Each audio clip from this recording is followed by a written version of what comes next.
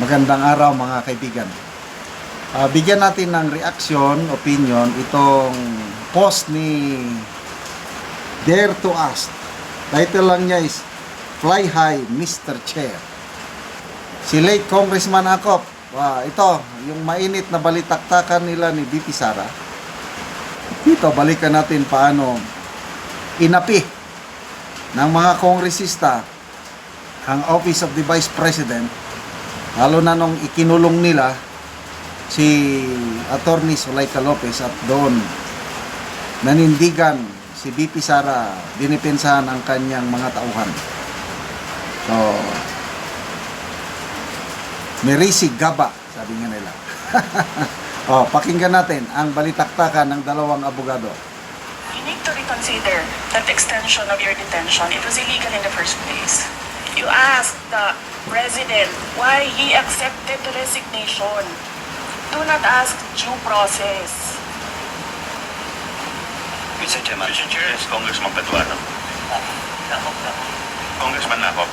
Mr. Chair, Madam Vice President, if you have any question insofar as the actions of this committee are concerned, I think the proper remedy is for you to go to the court.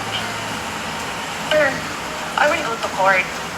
Opo, pero that is... Pero araw-araw, you are depriving a person of her liberty while I await. That is precisely the point, ma'am. If our action of detaining your chief of staff is against the law, I think the proper remedy, and I think you're a lawyer, Yes, sir. the proper remedy is to go to the court. Sir, do you really want to show the Filipino people Yes. kung anong kaalaman ninyo sa batas? Ang sinasabi ko lang po ay sundin po natin yung batas. Kaya nga, sir, sundin natin yung Kasi batas. nandito po kayo dito sa bahay ng Kongreso. Yes, sir. Sundin natin yung batas.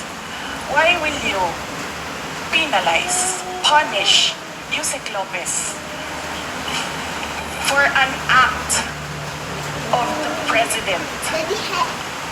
Madam Vice President, that is the decision of the committee as a whole. Sana po respetuhin po ninyo. Yes, sir. Kung meron pong remedy, alam naman po ninyo bilang abogado na tama po yung sinasabi ni Congressman Ako, pwede po tayong mag-file ng relief sa Okay, court. sige, sir.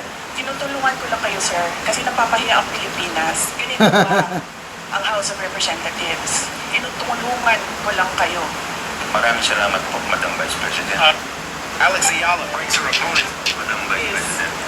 Tingnan nyo, itong mga kongresista, paano nila inapi. Yung 19th Congress yan, ha? Paano nila inapi si BP Sara, ang ating Tatay Digong. At, sige lang, hindi natutulog ang Diyos. Di ba may kanta na ganyan? Hindi natutulog ang Diyos. So, yan na. Biglaan. Yung nagtetext sa akin, yung mga kaibigan kong researchers, shout out kay Chris Torres and Eudora, nagkaroon pala ng, nagkaroon ng successful kidney transplant si Congressman Agop, November 28 ba? So, after yung kidney transplant, later, yun na, bigla siyang na-cardiac arrest. According to the text that I received, I'm not sure kung gaano katotoo. Bigla na lang, natumba, dinala sa ospital. Hindi natin alam talaga, no? Ang mangyayari sa buhay. Maraming nagtatanong, sino ang susunod? May mga binabanggit na pangalan, no? Ito na lang banggitin kaya medyo masama yung ganun. Yung mag-wish ka ng masama sa kapwa mo. Although, viral na viral ngayon si Madam Cara David. Priority daw. Yung kanyang birthday wish, prina-prioritize ng Panginoon. Sunod-sunuran na sila. So, sino ang susunod? I don't know. Speaking of Congressman Ako,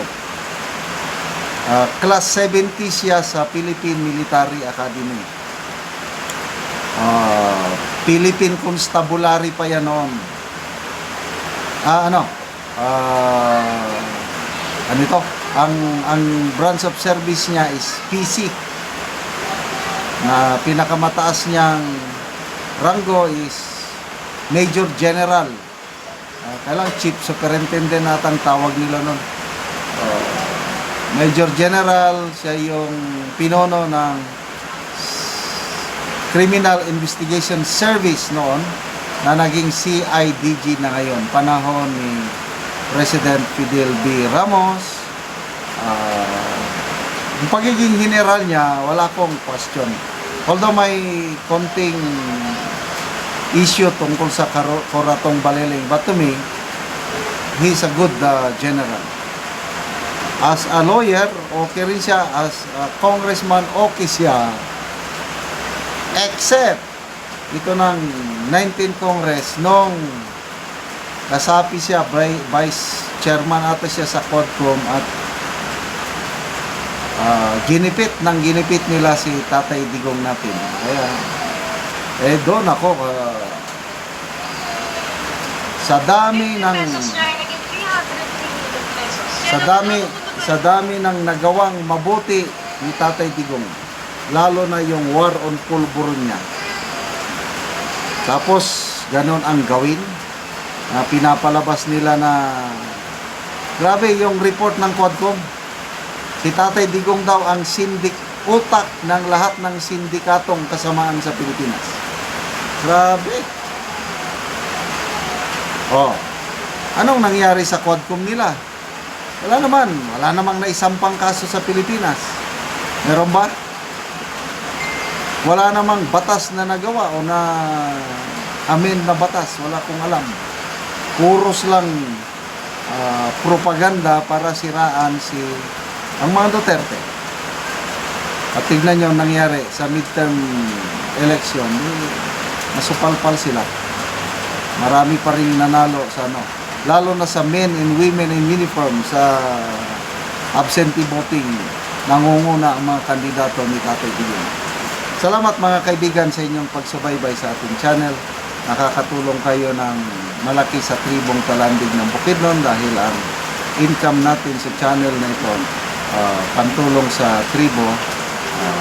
Namimigay tayo ng libreng yero at pako para makapagpatayo sila ng mas maayos na tahanan. Panoorin nyo ang video na ito. Karon mo na niyang mataga ni Gier. So mo na niyang hitsura sa iyang balay. Nga kung muulan, tuluan na gid kaayo sila. So guba na gid ka ilang mga yero. So kung muulan, so tuluan na gid ay lagi sila. Muna lang nasalod nga ulan. Kung muulan.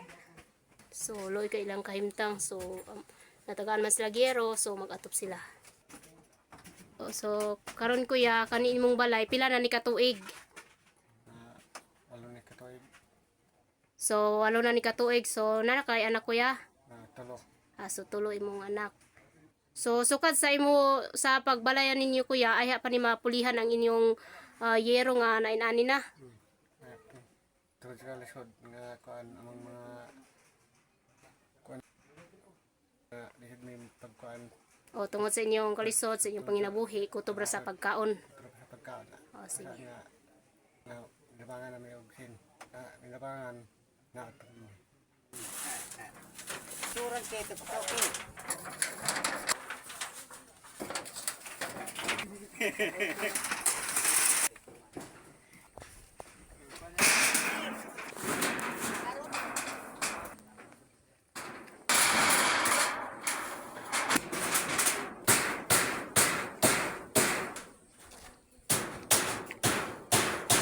So managyod og atop.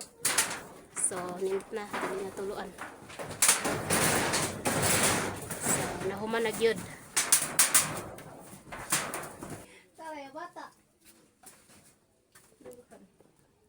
O karon na uman na gyud og atop ang imong balaya unsa imong masulti. Salamat sa Ginoo kay ato pananggid akong balay kay kulangan naman. So kaulanan na. So dili na katuluan kuya. Dili na. Inaot ko nga dagan pang matabanan og kwan hinabang og sin. O sige, salamat po kuya.